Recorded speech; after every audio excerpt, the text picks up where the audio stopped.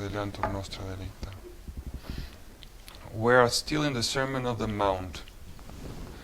And just as I said last Tuesday, I'm preaching about the law, because the Sermon of the Mount is the summit of law, of our Catholic morality. The aim of everything is being a beatitude, is living the beatitudes, the same joy of the heart of Jesus, following that, his same qualities, which are all described in the Sermon of the Mount. But today, continuing as a continuation of last Tuesday, I want to talk about the relationship between natural law and supernatural law. Both of them are rooted in the eternal law. Eternal law comes from the will of God, and we can discover the will of God in nature, in our hearts, by intuition, by reason.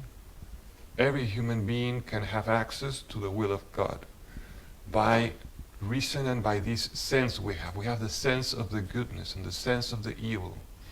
And that's why we can find and discover the law. We don't make it. We discover, we can read and sense the law and the values in all reality. And you can see it in many civilizations and in many cultures. The same things are valuable. Goodness, honesty, courage, wisdom, and cowardness, and betrayal, and lie, and killing, and deceiving. It's always bad. Why? Because it's sealed the eternal law in the human heart. Okay, so that's something that can be achieved by reason and by this intuition, this sense of the real, of the values. But also we have the divine law, which is not naturally revealed, but supernaturally revealed. And that's what we see in the Old Testament and in the New Testament. Why? Because of our fallen nature.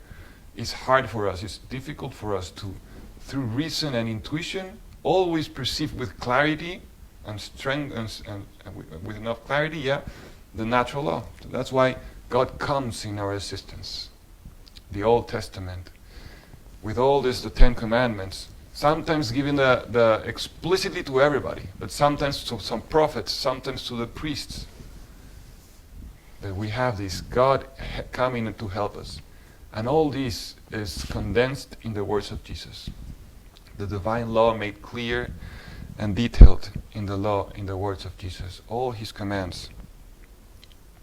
What is God doing? He's coming to help us on the way, just like a father is helping the little children.